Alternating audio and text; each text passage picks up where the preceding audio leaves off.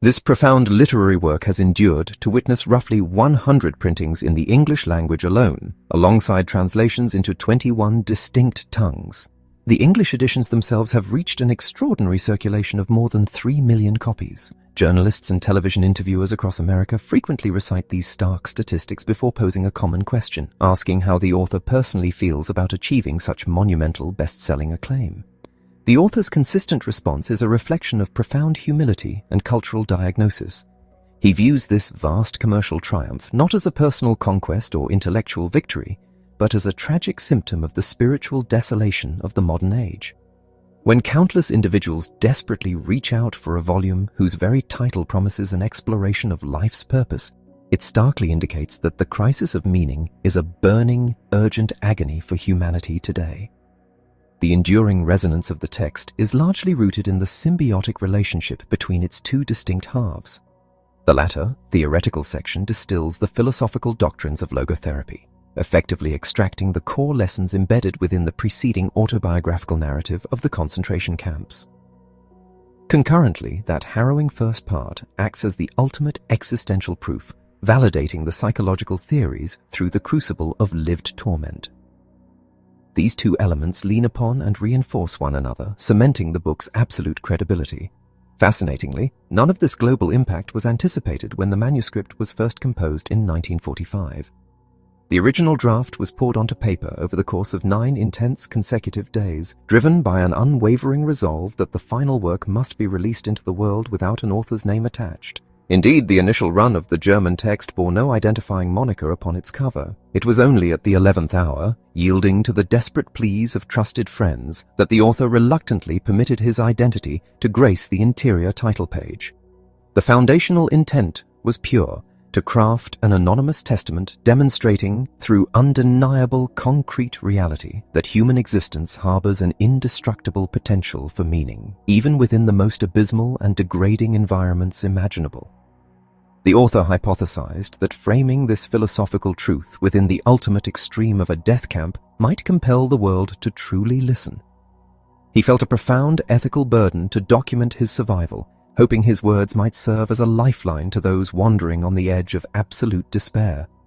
It remains a striking paradox to the author that out of numerous published works, the singular volume deliberately designed to avoid any cultivation of personal literary fame became the one to achieve unparalleled global reach. This ironic twist of fate serves as the foundation for a vital lesson frequently imparted to university students across the globe. The author warns against making success an explicit target, asserting that the harder one aims directly at it, the more certain one is to miss the mark entirely. Authentic success, much like genuine happiness, cannot be aggressively hunted or manufactured. It must organically ensue. It blossoms solely as the unintended consequence of profound devotion to a purpose greater than one's own ego, or as the natural byproduct of surrendering oneself to the love and care of another human being. Happiness and success must be allowed to happen through the act of not caring about them. The ultimate directive is to listen intently to the quiet commands of one's conscience and to execute those commands with absolute integrity. Only then, in the fullness of time, will true success naturally follow the individual who had completely forgotten to pursue it. A lingering question often arises regarding why the author did not flee his homeland when the shadow of totalitarian occupation fell across Austria. The answer lies in a deeply personal historical moment. Shortly before the eruption of global conflict, the author was summoned to the American consulate in Vienna to collect an approved immigration visa. His elderly parents rejoiced at this news, anticipating his safe deliverance from the encroaching terror. Yet, an agonizing hesitation seized him. He was tormented by the prospect of abandoning his vulnerable parents to an inevitable fate of deportation to a concentration or extermination camp. He was torn between two profound responsibilities. Should he escape to a safe haven to nurture his intellectual creation, logotherapy, allowing his psychological theories to take root in fertile soil? Or did his ultimate duty lie in his role as a son, staying behind to offer whatever meager protection he could muster for his family? Endlessly debating this moral labyrinth without reaching a conclusion, he desperately yearned for a sign, a literal hint from the heavens to guide his path. The profound answer arrived upon his return home, where he discovered a small, strange fragment of marble resting upon a table. His father revealed that he had salvaged the stone from the smoldering ruins of Vienna's grandest synagogue, which had recently been destroyed by the authorities. The marble was a shattered remnant of the sacred tablets bearing the 10 Commandments. Etched into this specific fragment was a single gilded Hebrew character representing one specific divine law. When asked which commandment the letter signified, the father answered, "Honor thy father and thy mother, that thy days may be long upon the land." In the absolute clarity of that defining moment, the internal conflict dissolved. The author made the fateful decision to let his passport to freedom expire, choosing instead to remain upon the land with his mother and father, stepping willingly into the dark crucible that awaited them. A experiences in a concentration camp. This narrative is not intended to be a mere historical catalogue of atrocities or a factual timeline of the Holocaust, but rather an intimate exploration of the personal, psychological trials endured by millions. It seeks to articulate the inner reality of the concentration camp from the perspective of the ordinary survivor, focusing not on the colossal, unimaginable horrors that have already been documented, but on the relentless, agonizing multitude of minor, daily torments. The focus here is firmly on the psychology of the average, undistinguished inmate. It is not a tale of celebrated martyrs or the elevated capos, those prisoners elevated to trustee status who often enjoyed better living conditions than they had in their civilian lives, and who frequently inflicted greater brutality upon their fellow captives than the SS guards themselves. Rather, this is the story of the vast, unrecorded army of victims who engaged in a merciless, continuous battle for the most basic elements of survival, such as a crust of bread or another day of breath. In this brutal crucible, the fight for existence stripped away all moral and ethical considerations.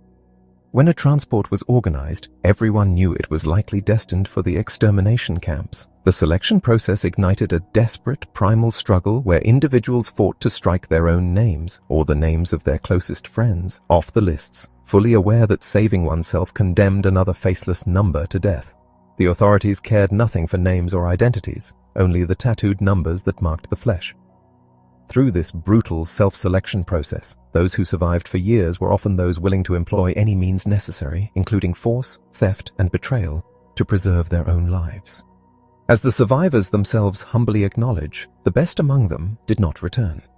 Analyzing the vast psychological data yielded by this dark laboratory reveals 3 distinct phases of mental reaction among the inmates: the initial shock following admission, the profound apathy of entrenched camp routine, and the complex psychological aftermath of liberation. The first phase, characterized by paralyzing shock, frequently commenced even before the prisoners formally passed through the gates.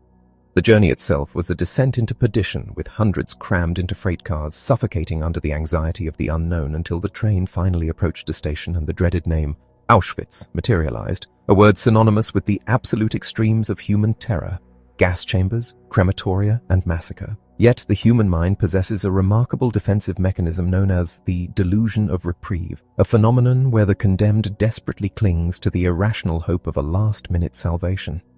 Even as they were herded onto the platform amidst harsh, screaming commands that sounded like the voices of murdered men, the sight of relatively healthy-looking prisoners receiving the transports momentarily bolstered this fragile, illusory hope. This illusion was swiftly shattered by the reality of the first selection. Prisoners were divided into lines and paraded before an SS officer who, with an attitude of casual, terrifying ease, dictated their fates with the slight movement of a forefinger. Unbeknownst to the newly arrived, a gesture to the right meant forced labor, while a gesture to the left meant immediate execution. In a matter of seconds, the existence or non-existence of each individual was decided. For approximately 90% of the author's transport, that single finger pointed left, sending them directly to the baths and the crematorium. The horrifying truth was only revealed to the surviving minority later that evening, when veterans pointed to the flames leaping from the chimneys, explaining that their friends and families were currently drifting up into the heavens as smoke. For the spared fraction, the initiation continued with a violent stripping away of all former identity.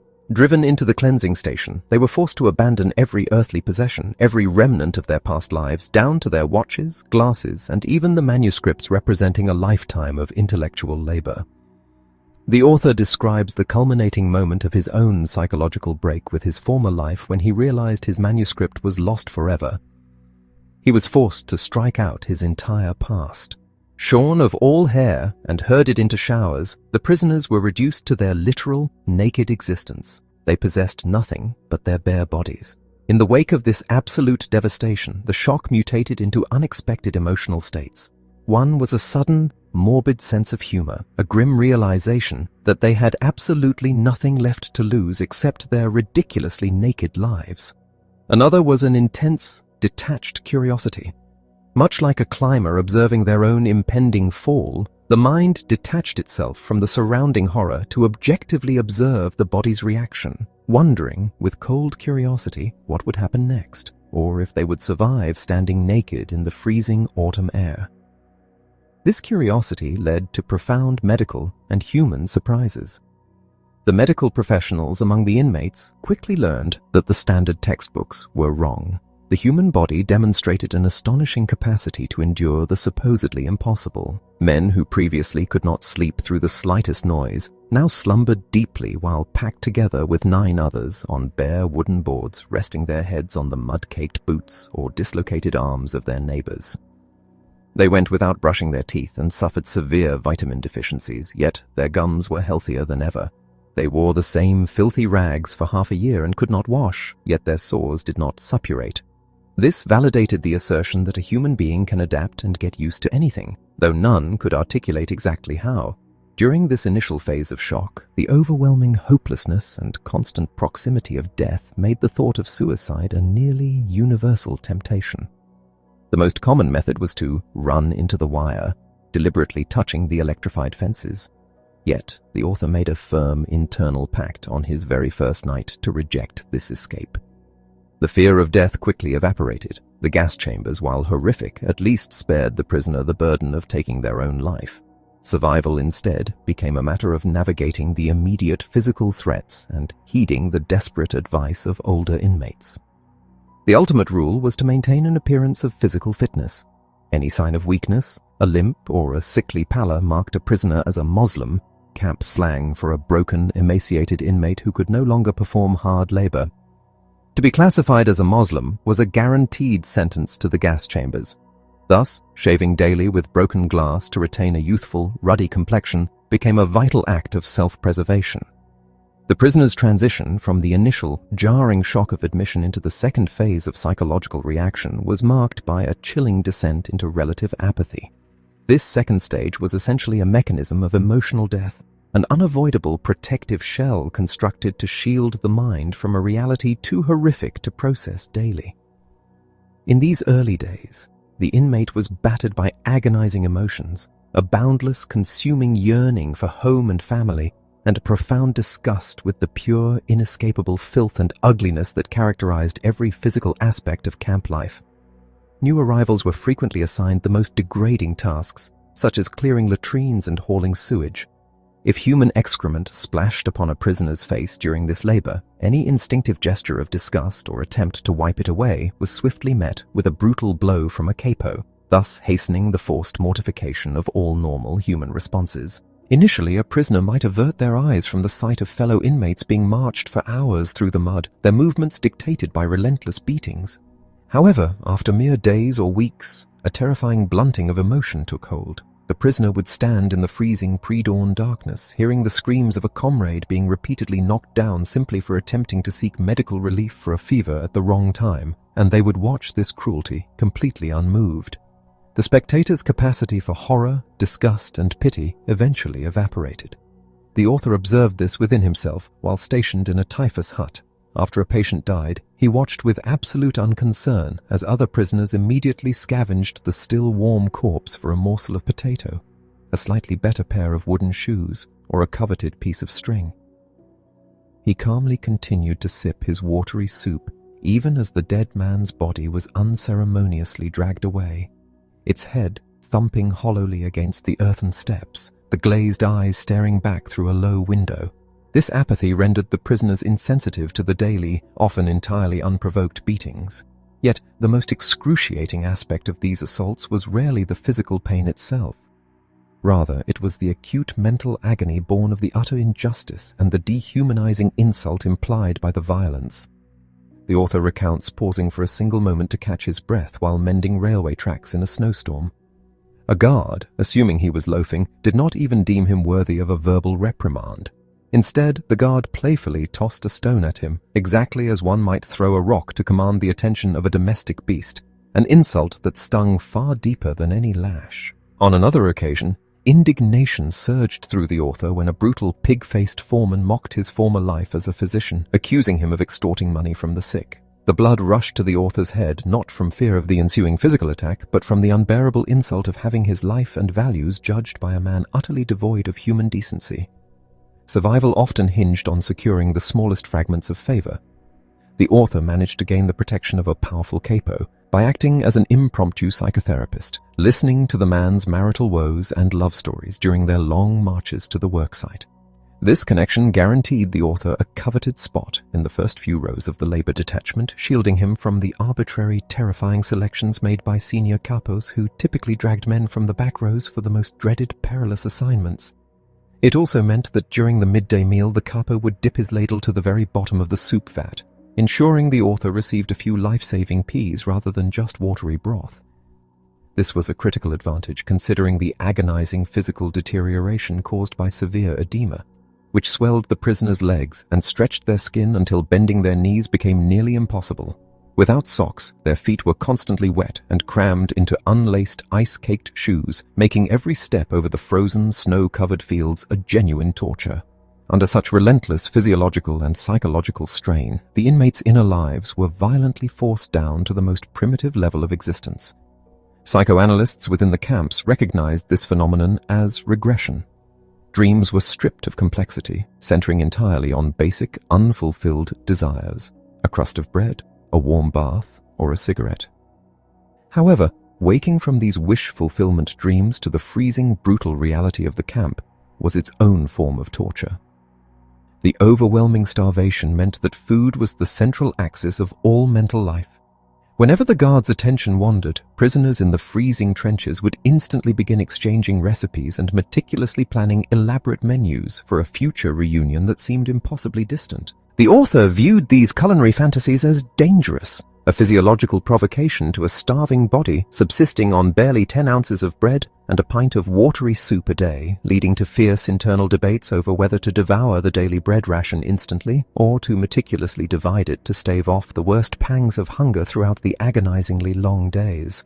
This regression also manifested in the near total disappearance of the sexual urge, a stark contrast to other strictly male environments like military barracks. The entire focus of the organism was violently compressed into the single exhausting task of keeping one's skin intact, leading to a chilling absence of sentiment. When a transport train carrying the author passed through his very own hometown of Vienna, his desperate pleas to his fellow inmates for just a moment to look out the small barred peephole at the streets of his youth were met with crude, dismissive cynicism. Yet, against all odds, a profound spiritual deepening occasionally pierced this forced primitivism.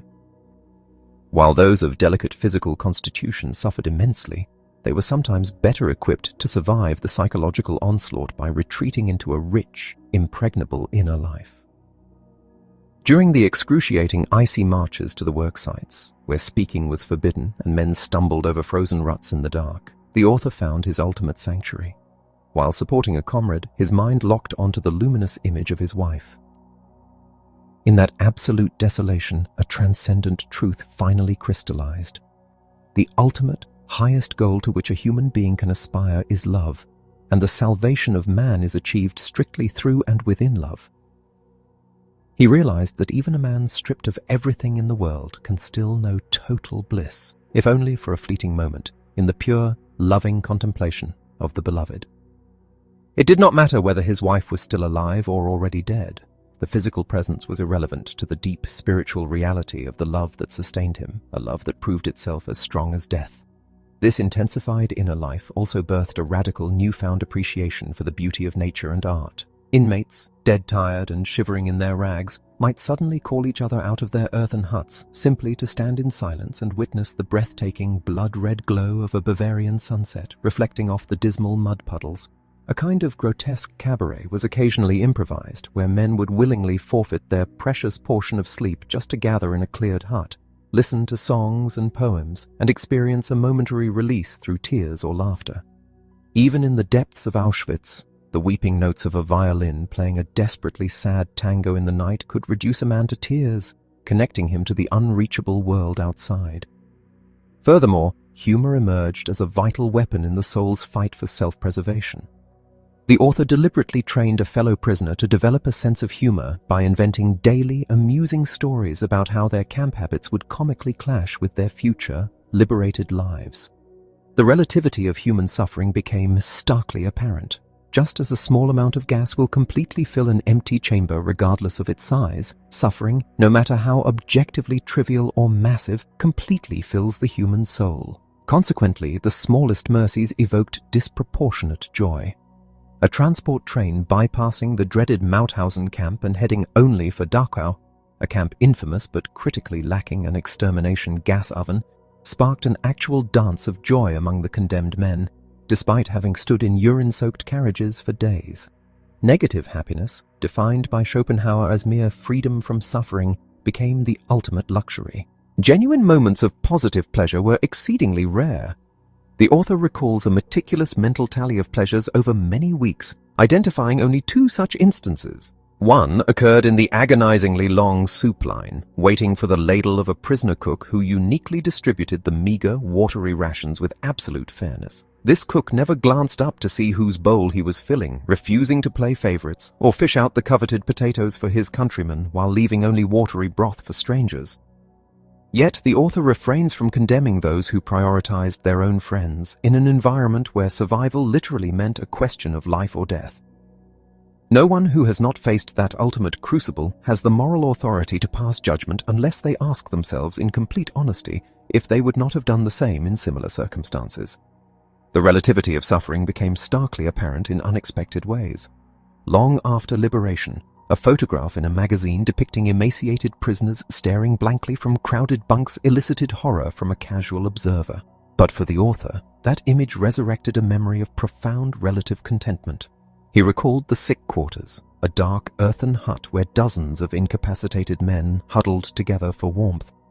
Though their bread and soup rations were severely diminished, they were spared the agony of the freezing pre-dawn roll call and the brutal labor details. Listening to the whistles and shouts commanding the healthy men into the blizzard outside, the sick inmates felt a profound, life-saving relief simply to lie undisturbed on hard boards, completely disinterested in moving an unnecessary muscle. This grim reality dictated the author's choices when the camp's chief medical officer sought volunteers for a notoriously perilous typhus camp. Ignoring the frantic warnings of his friends and observing that almost none of his colleagues stepped forward, he volunteered. He calculated that his demise in a standard labor detachment was imminent and utterly devoid of purpose. If death was inevitable, he resolved to face it while attempting to alleviate the suffering of his infected comrades, viewing the choice as a matter of simple mathematics rather than grand sacrifice. The sanitation officer secretly assumed the weakened doctors would quickly perish themselves, adding to the corpse count. Camp life systematically eradicated individual identity, reducing humanity to a massive, suffering herd. Values and moral moorings collapsed under the weight of an environment that viewed human life purely as a physical resource to be exhausted and then exterminated. Inmates were driven like sheep, constantly herded back and forth by sadistic guards. In response, prisoners developed a primal instinct to submerge themselves into the center of the formations, seeking the warmth of the collective body and shielding themselves from the arbitrary blows raining down on the outer edges. The overarching law of survival was invisibility. One must never stand out or attract the gaze of the SS. Yet, the crushing lack of privacy birthed a desperate, aching hunger for solitude and an escape from the enforced community. In a so-called rest camp, the author discovered a fleeting sanctuary behind the typhus hut, sitting upon the wooden lid of a water shaft near an improvised tent shielding lice-infested corpses. There, for mere minutes at a time, he could gaze through the barbed wire at the blooming Bavarian hills, losing himself in memories of his home until the crunch of a guard's boot shattered the reverie. This same water shaft later served as a vital hiding place, saving the lives of 3 men attempting to evade a lethal mass transport. The absolute devaluation of human life was most glaring when organizing convoys of the sick. Emaciated bodies were piled onto carts and hauled through snowstorms. If a man perished before the journey began, His corpse was thrown onto the wagon anyway. The only thing that mattered to the authorities was that the numerical list was flawlessly accurate. A man's history, his name, his inner life meant nothing. He was merely a numbered piece of breathing flesh, utterly irrelevant beyond his identification digits. The doomed were observed with detached calculation by those remaining, eager to inherit a better pair of shoes or a warmer coat from a man whose fate was already sealed. When a transport to a rest camp was announced, profound paranoia swept the inmates. Previous similar convoys had ultimately fed the gas ovens. The chief doctor, acting out of secret compassion, offered to secretly strike the author's number from the list. However, the author chose to let fate unfold naturally, opting to remain with his suffering friends. In a poignant moment before departure, he recited his last will and testament to a trusted comrade, commanding him to memorize a message for his wife, that he had conversed with her memory every day, that she was his greatest love, and that their brief time together outweighed all the horrors he was enduring. This surrender to destiny proved unexpectedly life-saving. The transport did miraculously arrive at a genuine rest camp. Meanwhile, the camp he left behind descended into unimaginable famine, culminating in terrifying instances of cannibalism. The author reflects on the ancient fable of death in Tehran, where a servant's frantic flight from the grim reaper only leads him directly to his preordained appointment with demise. This fable perfectly mirrored the prisoners' paralytic fear of making decisions and their tendency to let fate take its course unhindered. As the front lines of the war approached, an opportunity for escape materialized alongside a medical colleague. They covertly gathered provisions, scavenging rotting potatoes and a rucksack from an abandoned women's compound scattered with the debris of flight and death. But as the author made a final round of his dying patients, a fellow countryman looked at him with a weary, knowing gaze that felt like an unbearable accusation. The emotional burden of abandoning them became too heavy. The author decisively cancelled his escape, a choice that instantly washed away his anxiety and replaced it with a profound, unprecedented inward peace. He sat by his patient's side, ready to face the impending destruction together. On the camp's final day, an order was issued to evacuate and burn the compound to the ground by sunset. The author and his friend planned a second, desperate escape, aiming to smuggle themselves out while burying corpses outside the wire. As they waited for the final opportunity, the gates suddenly swung open, admitting a gleaming car bearing the Red Cross. Joy erupted, medicines and cigarettes were distributed, and the need for flight vanished entirely. The guards even began attempting to win the prisoners' favor, anticipating a reversal of fortunes. Yet the jubilation was painfully premature. That very night, SS trucks arrived to deport the remaining population, promising a transfer to Switzerland. The chief doctor, still assuming the author and his friend harbored escape plans, deliberately left them off the final truck. Bitterly disappointed, the two men settled down to sleep in the deserted guardroom. Hours later, they were awakened by the roar of cannons and the flash of tracer bullets. The battlefront had finally overtaken them, and a white flag fluttered above the camp. Only weeks later did they learn the true, horrifying fate of those on the trucks. They had been driven to a nearby camp, locked in huts, and burned alive. The fable of death in Tehran had played out once more in tragic reality. The psychological apathy that functioned as a defensive mechanism was heavily exacerbated by severe malnutrition, chronic sleep deprivation caused by vermin, and the sudden withdrawal of nicotine and caffeine. Beyond these physical tormentors, deep psychological complexes festered. Men who had once held significant social status were abruptly treated as utter non-entities, suffering intense feelings of degradation and inferiority. Conversely, the minority of promoted prisoners, the capos and cooks, swelled with delusions of grandeur, reveling in their newfound, distorted power. When these two drastically altered social strata collided over issues as trivial as food distribution, the ensuing friction frequently exploded into sudden, violent brawls, fueled by the omnipresent irritability of starvation and exhaustion. This tension compounded the sheer agony of the sick wards, where the brutal pretense of hygiene inspections required immense self-control to prevent the exhausted author from striking the delirious patients who inadvertently ruined his desperate attempts at tidiness. This psychological presentation might inadvertently suggest that the human being is entirely and unavoidably molded by their surroundings, specifically the unique, rigid structure of camp life. It raises a profound philosophical inquiry. Is there no spiritual freedom in how one reacts to their environment? Does the behavior of the prisoners prove that humanity is nothing more than the accidental product of biological, psychological, and sociological conditioning? The experiences born of the camps provide a resounding answer. Man does indeed possess a choice of action. There existed individuals who moved through the bleak huts, offering comfort and giving away their final precious pieces of bread. Though they were tragically few, their existence stands as indisputable proof that everything can be stripped from a human being except one ultimate, unassailable freedom, the ability to choose one's own attitude in any given set of circumstances, to chart one's own spiritual path. Every day and every hour within the barbed wire presented an opportunity to make a decision, a choice that dictated whether a prisoner would submit to the dehumanizing forces that threatened to annihilate their inner self, or whether they would retain their dignity and refuse to be molded into the typical inmate. Ultimately, the sort of person a prisoner became was the result of a profound inner decision, not merely the inevitable consequence of physical deprivation and environmental stress. Dostoevsky once observed that his only dread was not being worthy of his sufferings. This sentiment perfectly encapsulates those martyrs whose behavior bore witness to an inner liberty that could never be stolen. The way they bore their cross was a genuine inner achievement, proving that a passive life restricted by extreme external forces still admits the possibility of high moral behavior. If life inherently possesses meaning, then suffering, an inescapable aspect of human existence alongside fate and death, must also hold meaning. The manner in which an individual accepts their unalterable fate affords them ample opportunity to add a deeper significance to their existence, choosing to remain brave, dignified, and unselfish, rather than descending into animalistic self-preservation. This is not an abstract, unworldly consideration. It applies equally to the terminally ill who face their looming demise with courage, recognizing that a great destiny is presenting them with a chance for spiritual greatness. The author recalls a young woman in the camp who, fully aware she was days away from death, remained deeply cheerful. She expressed gratitude for her harsh fate, acknowledging that her former, spoiled life had lacked spiritual depth.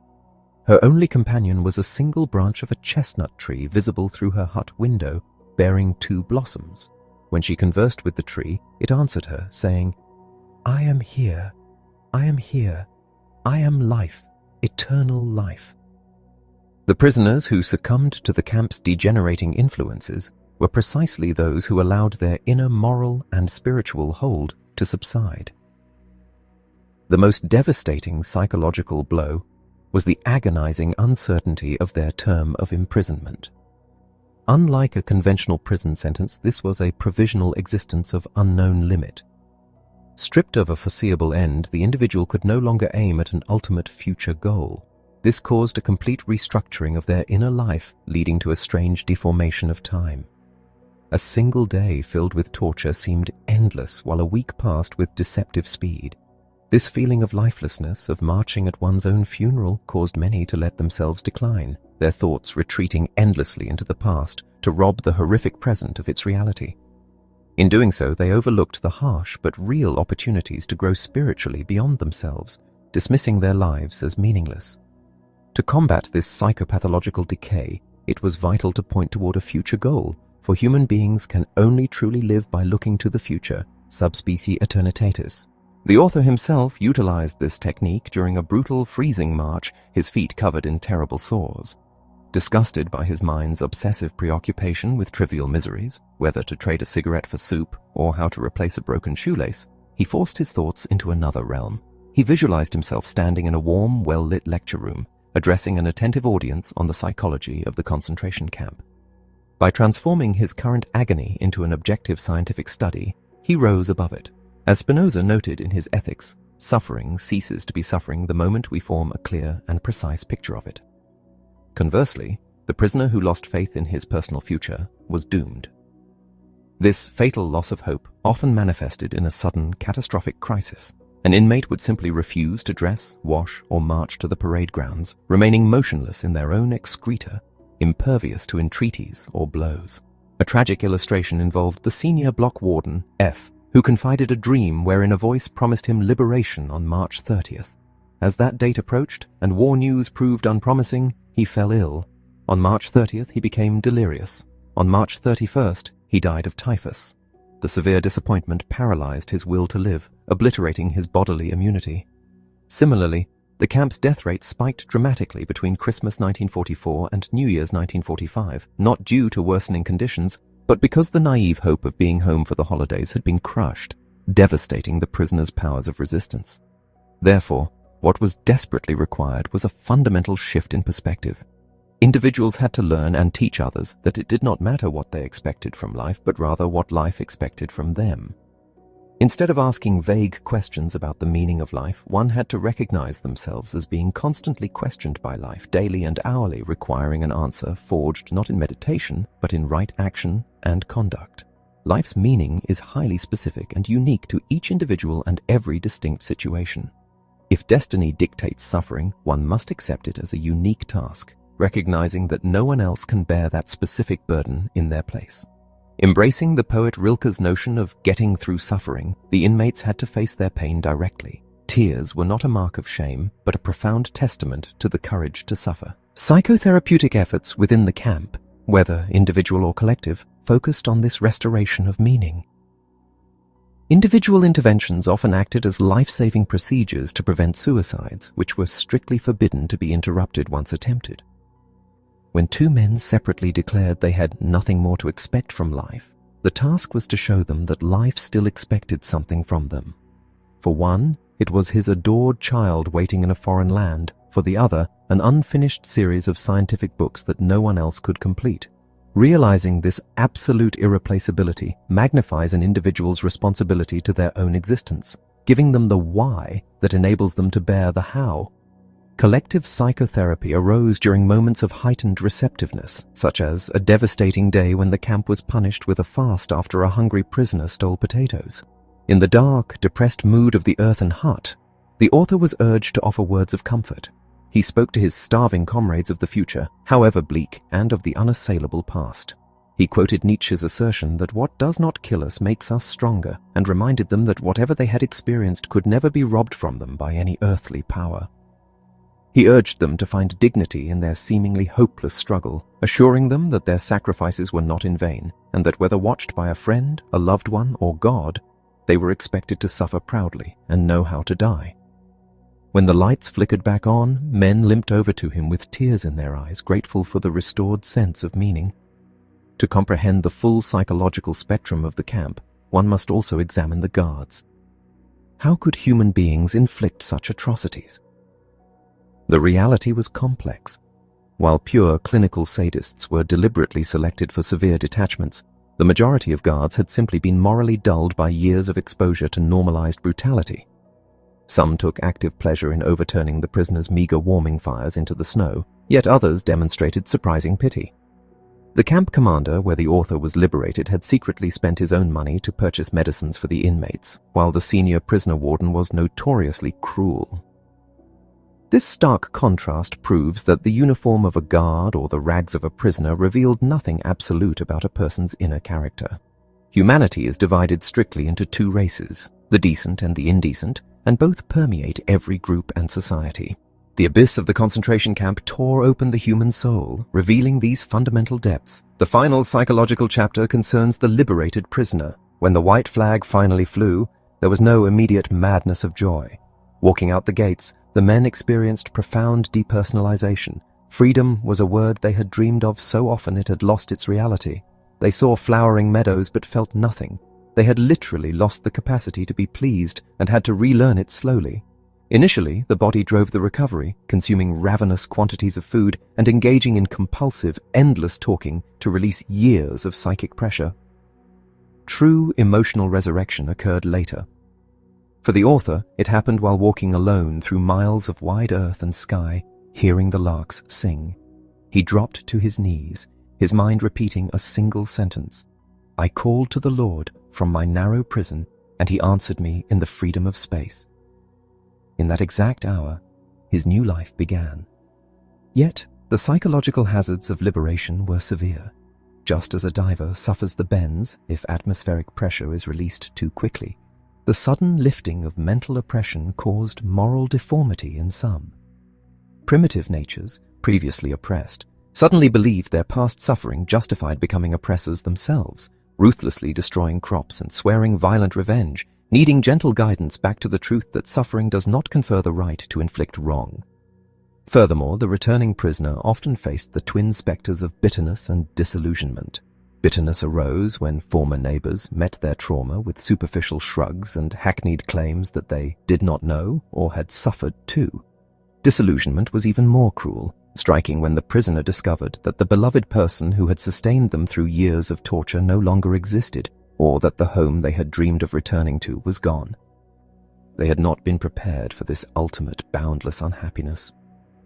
Nevertheless, for every survivor, the day eventually dawns when the harrowing camp experiences recede into the haze of a nightmare, culminating in the profound, crowning realization that, after enduring the absolute worst of human suffering, there is absolutely nothing left in the world they need to fear except their God.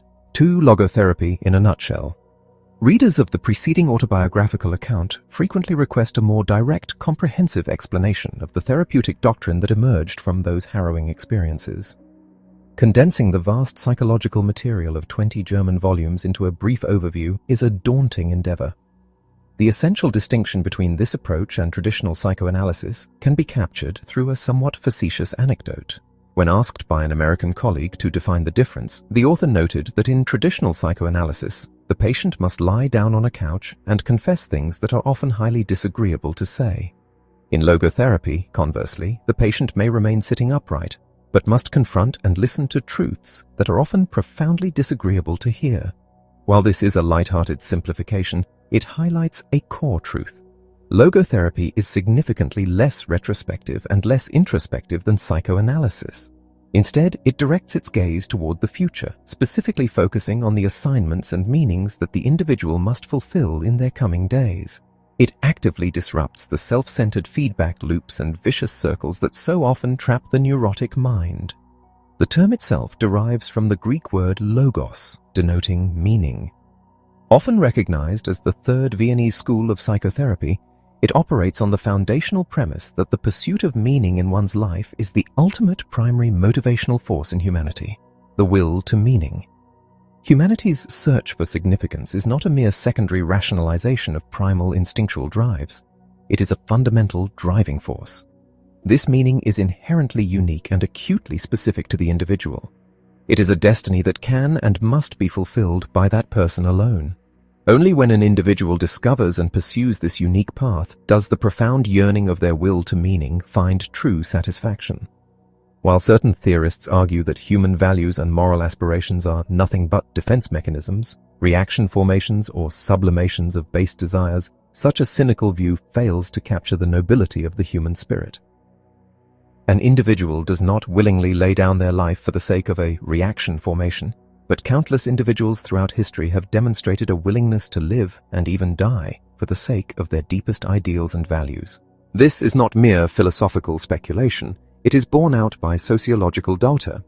A public opinion survey conducted in France revealed that nearly 90% of respondents firmly believed that humanity requires something significant for the sake of which to live, and over 60% confessed that they personally held a conviction or loved a person for whom they would be willing to lay down their lives. Similar studies conducted among thousands of American university students yielded nearly identical results, with an overwhelming majority identifying their primary life goal not as making vast sums of money, but as discovering a definitive purpose and meaning for their existence. Naturally, there are instances where an outward declaration of values masks a hidden psychological conflict, but these represent the pathological exception rather than the human rule. Unmasking hidden motives is a valuable psychological tool, but the practitioner must know when to stop.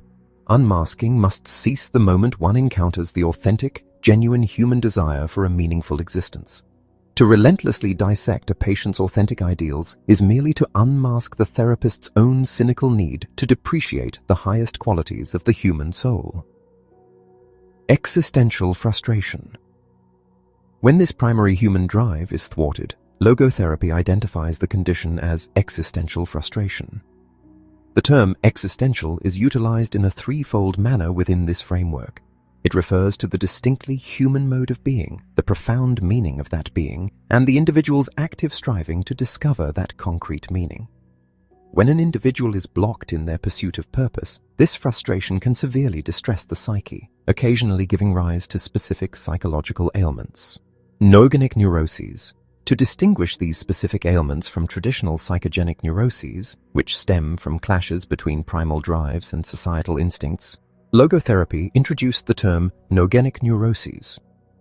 These neuroses originate not in the purely psychological realm, but in the noological dimension, a term derived from the Greek nous, signifying the mind or the specifically human spiritual dimension. Neurogenic neuroses are born from deep existential crises and spiritual conflicts, chief among them the agonizing frustration of the will to meaning. The appropriate therapeutic intervention for such a crisis is not conventional psychotherapy, which might attempt to excavate buried childhood traumas, but rather a therapy that dares to boldly enter the spiritual and philosophical dimension of the patient's agony. Consider the case of a high-ranking diplomat who had undergone 5 years of traditional psychoanalysis for severe career dissatisfaction. His previous analyst had continuously interpreted his professional discontent as an unresolved, unconscious hatred for his father, projecting the American government as a colossal father image. The patient had become so entangled in this dense forest of psychoanalytic symbolism that he was entirely blind to the reality of his own soul. Upon examination, it became immediately clear that his distress was not a neurotic symptom of a childhood complex, but a genuine existential frustration. He fundamentally despised his diplomatic work and desperately yearned for a different, more meaningful vocation. Once he gave himself permission to abandon a career that starved his spirit and embarked upon a new profession, his neurosis evaporated completely, and he enjoyed years of profound contentment. It is vital to recognize that not every inner conflict is a sign of mental illness.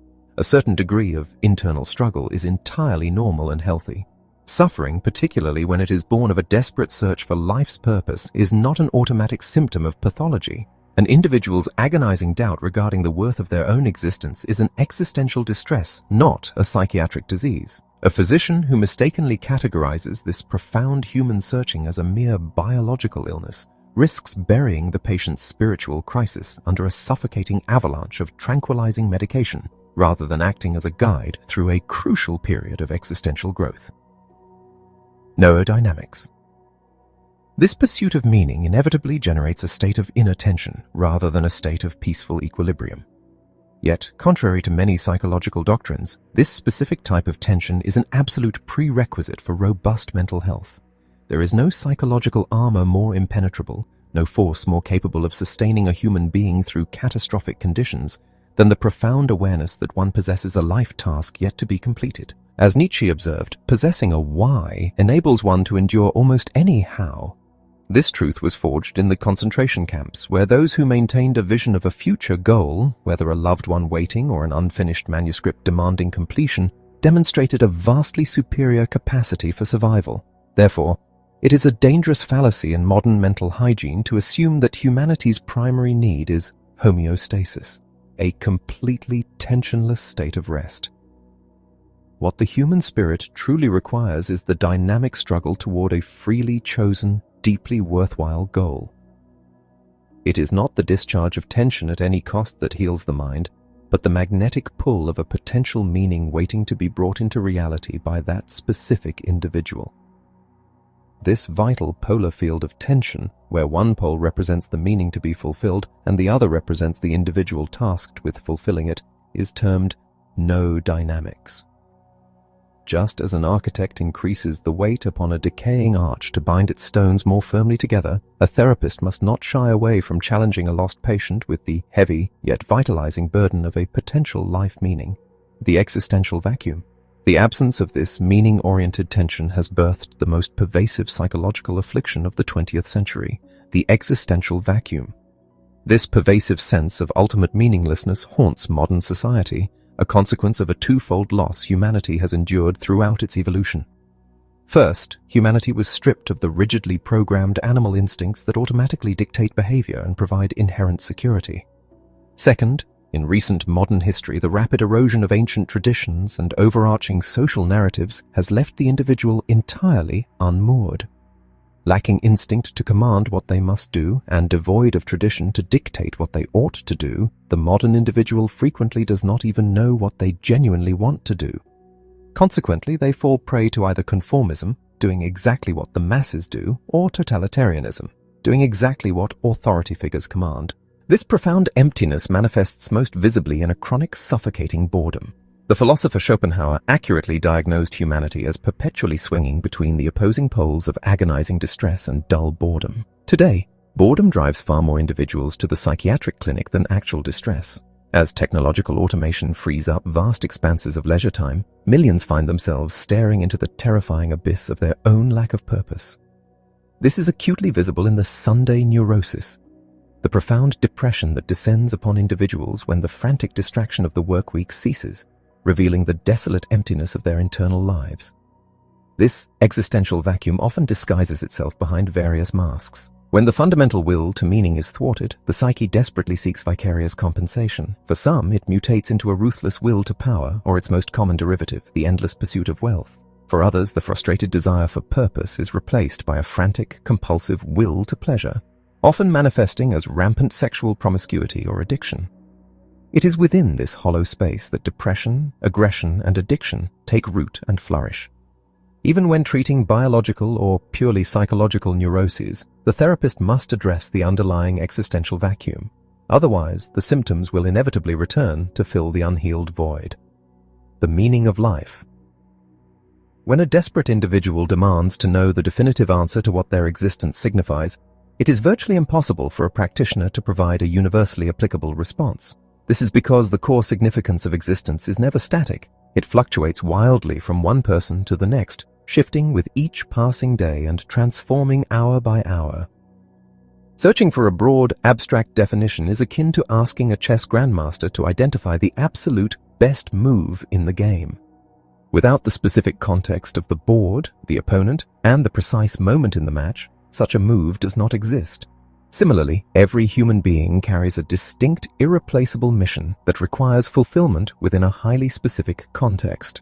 No destiny can be traded, and no life can be lived a second time, rendering each person's task as profoundly unique as their opportunity to complete it.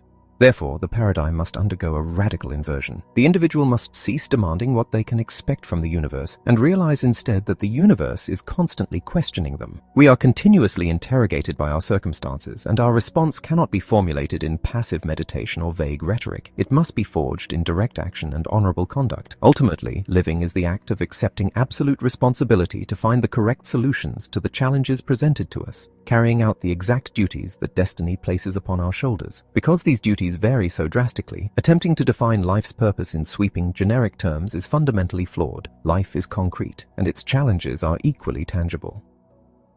The essence of existence. This intense focus on personal accountability forms the bedrock of this psychological approach, encapsulated in a demanding central directive. One should conduct their life as if they were living it for a second time, and as if they had made a terrible wreckage of their choices during the first attempt. This severe maxim forces an individual to confront the finite nature of their days and the absolute finality of the legacy they are currently building. By imagining that the present is already the past, and that this past can still be corrected, a profound sense of urgency and profound responsibility is awakened. The therapeutic role here is never to dictate values or pass moral judgments. The practitioner must never assume the burden of deciding to what or to whom the individual is responsible. Whether a person dedicates their life to the betterment of society, the dictates of their own conscience, or the divine commands of a higher power, that choice remains entirely their own.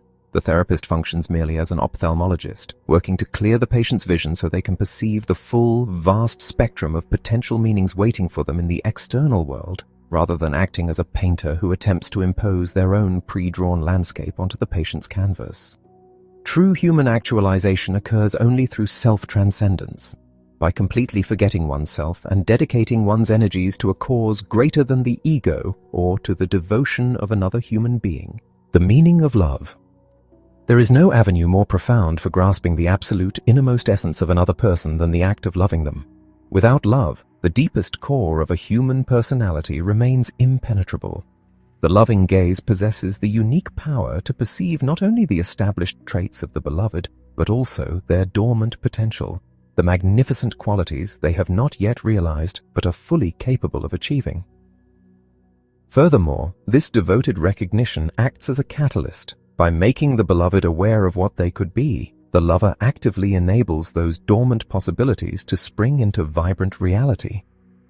Within this framework, love is never reduced to a mere biological byproduct or a secondary sublimation of primal sexual urges. It stands as a primary, fundamental human phenomenon.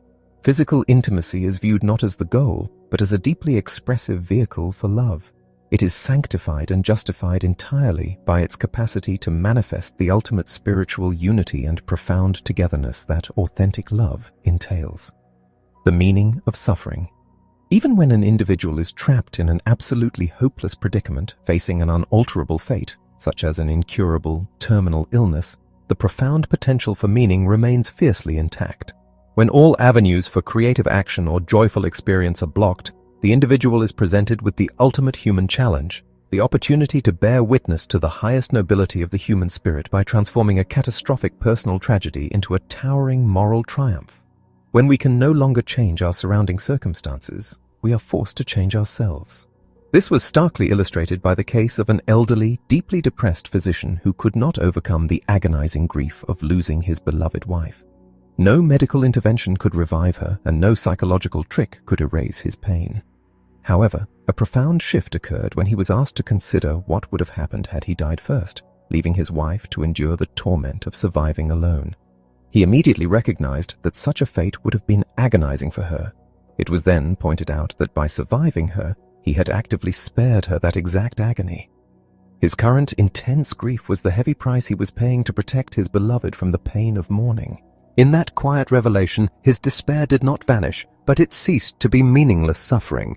It had been elevated to the sacred status of a sacrifice. It is crucial to state emphatically that suffering is by no means a requirement for finding meaning.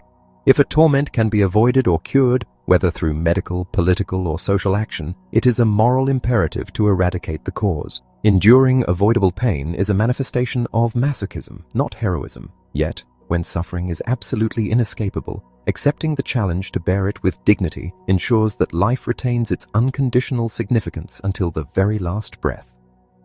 Meta-clinical problems. Modern practitioners of the mind are increasingly confronted with patients who do not present with traditional clinical symptoms but rather with profound philosophical agonies. Individuals who, in previous centuries, would have sought the counsel of a spiritual leader or clergy member now bring their existential despair to the medical clinic, refusing traditional religious answers and instead demanding that the doctor explain why their life is worth continuing. A logodrama. This desperate search for purpose was powerfully demonstrated during a group therapy session involving a mother who had recently attempted suicide. She had lost her older son, leaving her solely responsible for a younger boy who was severely paralyzed and permanently confined to a wheelchair. Overwhelmed by her perceived tragedy, she tried to end both their lives, but the disabled boy passionately intervened, demonstrating a fierce will to live. During the session, another woman, wealthy, childless, and superficially successful, was asked to imaginatively project herself to her deathbed at age 80 and review her days. She broke down, confessing that despite her wealth and flirtations, her existence felt entirely hollow and ultimately like a failure. The grieving mother was then asked to perform the exact same imaginative exercise. Looking back from her hypothetical deathbed, she realized that had she not devoted her life to her paralyzed son, he would have been institutionalized. She saw that she had provided him with a full, loving existence. In an emotional breakthrough, she realized that her life, despite its immense hardships, was far from a failure. It was a profound success, rich with undeniable purpose, because she had faithfully executed the immense task of caring for her vulnerable child. Her suffering was instantly recontextualized into a monumental achievement. To further illustrate the concept of meaning beyond immediate understanding, the group was asked to consider an ape enduring painful injections to develop a life-saving vaccine. Could the ape, with its limited cognitive realm, possibly comprehend that its agony was serving a massive global purpose? The group agreed it could not. The analogy was then drawn to humanity. It is entirely conceivable that our own suffering exists within a higher, unseen dimension, serving a cosmic purpose that our finite human intellect simply cannot currently grasp. The super meaning. This ultimate, overarching significance, a super meaning, inevitably surpasses the boundaries of human logic. The psychological task is not to demand that individuals simply endure a void of meaninglessness, but rather to help them develop the fortitude to accept their temporary inability to comprehend life's ultimate unconditional design. Logic has limits. The deep spiritual resonance of existence goes much further. When a patient possesses a genuine spiritual or religious foundation, this can be a powerful therapeutic asset. A devout man who had lost his entire family in the extermination camps and whose second wife was infertile fell into despair because he believed he would have no descendant to say the traditional prayers for his soul after his death. His despair was rooted in a theological anxiety. However, when it was suggested to him that his survival and subsequent suffering might be a grueling purification process, a spiritual trial designed to make him ultimately worthy of rejoining his martyred innocent children in the highest realms of the afterlife, his agony finally found relief. He discovered an ultimate transcendent purpose for the tears he continued to shed. Life's transitoriness. The fleeting, temporary nature of our days, the looming reality of death, is frequently cited as the ultimate proof that human striving is pointless. Yet this transitoriness only affects our potential. The moment we act, making a choice and bringing a possibility into reality, we rescue it from the realm of passing time and deliver it into the permanent vault of the past. In the past, nothing is truly lost or destroyed. Instead, it is irrevocably stored and eternally preserved. This perspective destroys the paralyzing fear of aging. A person who actively engages with life does not gaze with morbid anxiety at the shrinking calendar of their future. Instead, they carefully detach each passing day, filing it away with pride, having written upon it the deeds they accomplished, the loves they nurtured, and the unavoidable pains they bravely endured. They have no reason to envy the youth who possess a vast but empty future. The elder possesses the solid, undeniable reality of a life fully lived, an immortal harvest safely gathered in the granaries of personal history. Logotherapy as a technique. Beyond deep existential crises, specialized techniques are required to combat specific neurotic behaviors, particularly the devastating cycle of anticipatory anxiety. Often, a patient's intense fear of a specific symptom actually produces the exact symptom they dread. The fear of blushing causes a rush of blood. The fear of sweating triggers the glands. Conversely, an intense, forced desire to achieve something, such hyper-intention, frequently makes the goal entirely impossible, as seen in cases where the desperate pursuit of sexual pleasure obliterates the capacity to experience it. To short-circuit this destructive cycle, a technique known as paradoxical intention is employed. The patient is instructed to actively, deliberately desire the very thing they are terrified of. A man paralyzed by a phobia of sweating in public was instructed to firmly resolve, the next time he felt anxiety approaching, to show the world just how massively and impressively he could perspire. By replacing his terrified retreat with a humorous paradoxical demand to sweat 10 quarts, the anxiety lost its power. Within days, a phobia that had tormented him for years vanished. This technique harnesses the uniquely human capacity for self-detachment and humor, allowing the patient to step outside their neurosis, laugh at the absurdity of their compulsion, and break the self-feeding loop of fear. The collective neurosis. Every historical era suffers from its own specific mass psychological affliction. Today, the private, personal nihilism of the existential vacuum has reached epidemic proportions. Any therapeutic approach attempting to heal this must ruthlessly purge itself of the very nihilistic philosophies that caused the sickness. If a psychological doctrine teaches that a human being is nothing but a biological machine, entirely dictated by genetics and environmental conditioning, it merely reinforces the neurotic's fatalistic belief that they are a helpless victim of circumstance. Critique of pan-determinism. The doctrine of pan-determinism, the insistence that an individual is entirely programmed by their background and lacks any true capacity for choice, is a profound danger. While humanity is certainly subject to biological, sociological, and psychological conditions, these factors do not dictate the final outcome. An individual retains the ultimate, unbreakable freedom to take a stand against those conditions. We are not merely existing, we are constantly deciding what our existence will become in the next split second. This human unpredictability defies any rigid statistical model. A chilling historical example involves a notorious doctor who orchestrated the execution of countless psychiatric patients under a totalitarian regime, widely considered a monstrous, irredeemable sadist. Decades later, A former political prisoner revealed that this very same doctor, after being captured and imprisoned in a brutal Soviet gulag, had undergone a massive spiritual transformation. Before dying of cancer in that frozen cell, the former mass murderer had become an extraordinary source of moral strength and compassionate consolation to his fellow captives, dying as the finest comrade imaginable. The sheer capacity for radical change, for good or ill, renders the human spirit immune to absolute prediction. The psychiatric credo.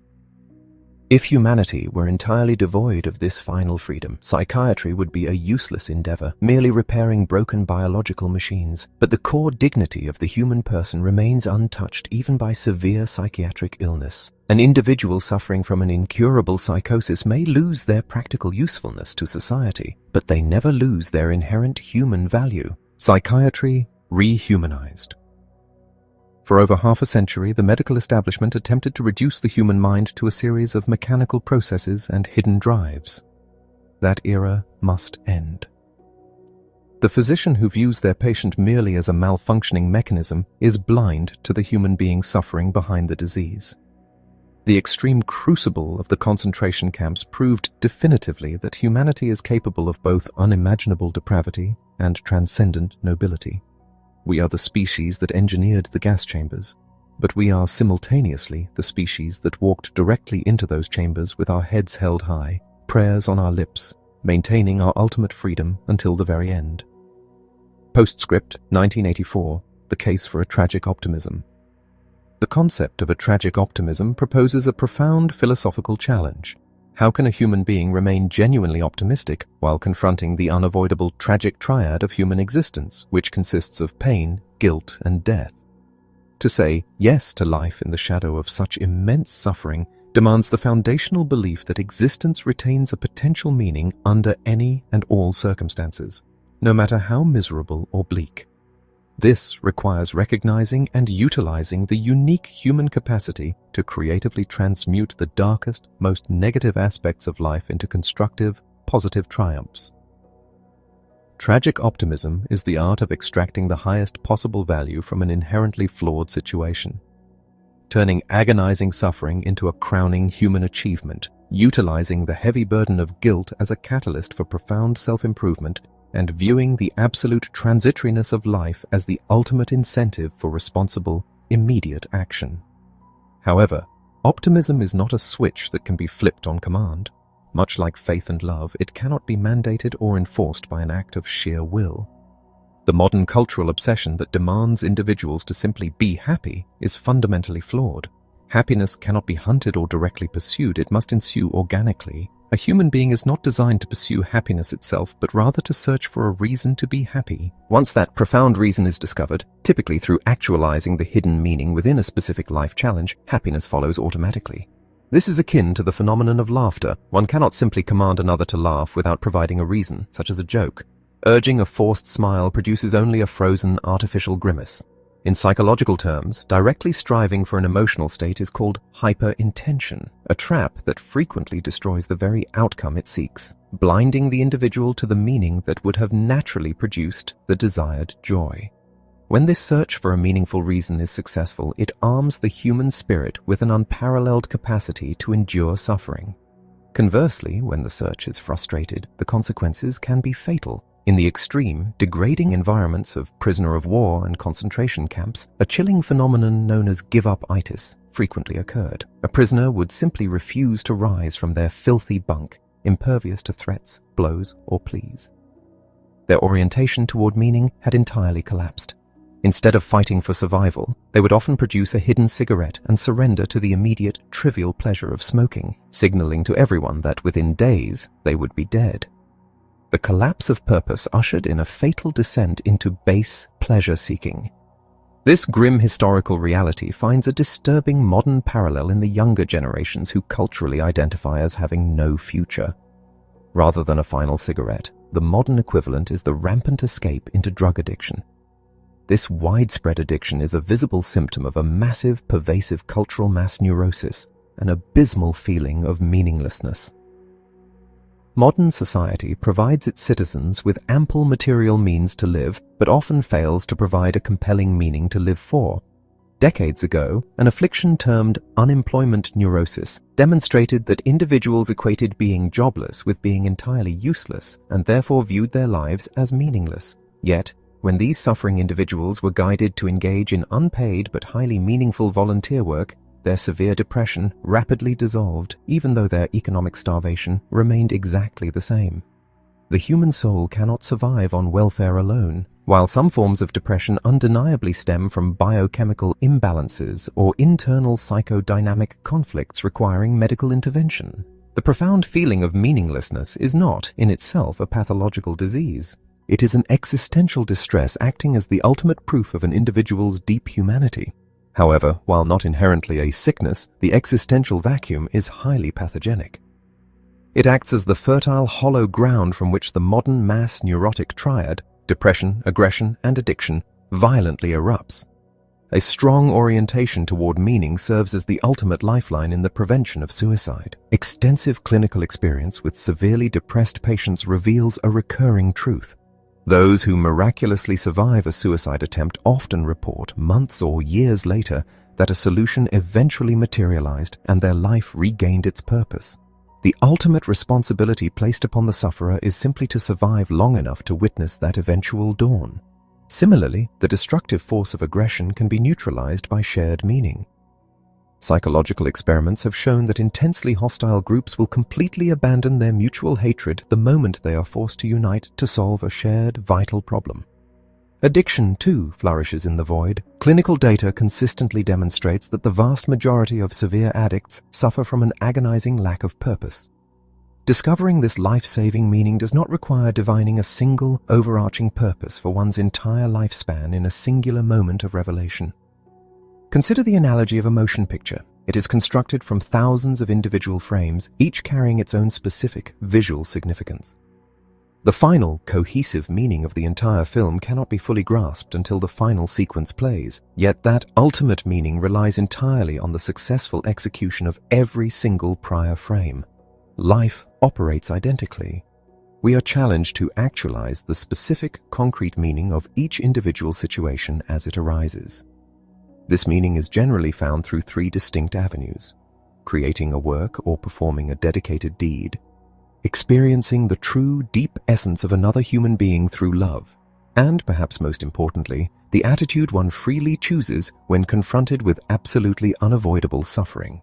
The capacity to endure a hopeless predicament, facing a fate that cannot be altered or escaped, and transform that tragedy into a triumph is the zenith of human achievement. Contemporary culture often inflicts further damage upon the incurable sufferer by dictating that unhappiness is a symptom of psychological failure, forcing them to feel ashamed of their perfectly natural despair. Yet, an individual paralyzed from the neck down who chooses to view his shattered body not as the end of his life, but as the fiery crucible that enhanced his psychological growth and allowed him to uniquely inspire others, demonstrates the defiant power of the human spirit. Unnecessary suffering must always be eradicated. But when the pain cannot be removed, the individual retains the supreme, unassailable freedom to choose a noble attitude toward their cross. Addressing the second element of the tragic triad, guilt, requires confronting the profound mystery of human agency. A crime cannot be entirely explained away as the simple, inevitable mathematical result of biological urges, psychological traumas, or sociological disadvantages. To perfectly explain a criminal's actions through pure determinism is to strip them of their human dignity, treating them not as a free being, but as a broken machine in need of repair. Acknowledging a person's free will validates their humanity, holding them responsible for their actions and, crucially, empowering them with the capability to overcome their guilt, rise above their past, and fundamentally change for the better.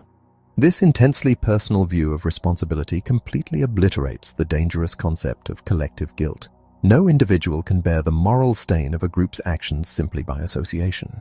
The final aspect of the triad is death, which highlights the absolute transitoriness of life. Far from rendering human existence meaningless, the fleeting nature of time is the very mechanism that forces us into responsible action. The imperative demands that we live as if we are already on our second attempt, intensely aware of the irreversible nature of our choices. The possibilities of the future are indeed fleeting, But the moment an opportunity is seized and actualized, it is permanently locked into the vault of the past. Nothing is ever lost in the past. Everything is irrevocably stored and treasured. Consequently, the elderly should never be pitied. While the young possess an open future composed entirely of unfulfilled possibilities, the aged possess the indestructible realities of the past, the work completed, the love shared, and the agonies endured with unyielding dignity. This unconditional meaning is mirrored by the unconditional value of every single human being. Modern society suffers from a dangerous conceptual confusion, heavily conflating a person's inherent value with their practical economic usefulness. By idolizing extreme success and youth, society silently strips dignity from those who have lost their utility due to age, mental deterioration, or physical handicap. If human worth is reduced merely to social utility, the intellectual groundwork is laid for horrific atrocities, assessing human life purely by its output. This devastating nihilism, the belief that everything is ultimately random and pointless, must be fiercely combated, especially within therapeutic settings where practitioners must avoid infecting vulnerable individuals with a learned meaninglessness. Sigmund Freud once theorized that if a diverse group of people were subjected to extreme, identical starvation, their individual human differences would blur and vanish, replaced entirely by the uniform primal urge to eat. The absolute horrors of the concentration camps proved this theory brilliantly wrong. Under the ultimate pressure of starvation and torture, individual differences did not blur, they magnified exponentially. The agonizing conditions unmasked the human soul entirely, revealing both the absolute worst swine and the absolute greatest saints. While those capable of saint-like moral fortitude may always remain a tiny minority, their existence stands as the ultimate beacon. We must remain fiercely alert to this dual nature. Since the atrocities of the death camps, we know exactly what depravity humanity is capable of, and since the atomic bomb, we know exactly what apocalyptic stakes we currently face.